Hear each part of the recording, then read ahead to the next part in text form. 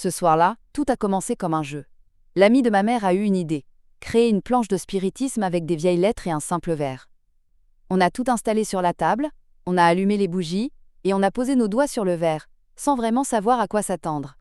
Et puis, le verre s'est mis à bouger. Tout seul. Ou presque. Il glissait d'une lettre à l'autre, et plan des noms. Des noms de personnes disparues. Était à la fois fascinant et terrifiant. On a cru communiquer avec l'au-delà. Mais en réalité, c'est comme si on avait ouvert une porte. Une porte qu'on ne pourrait plus refermer. L'ambiance dans la maison a changé instantanément. On sentait des présences.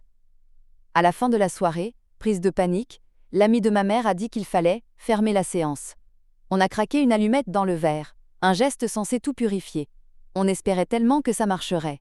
Mais ça n'a pas marché. Le rituel avait échoué.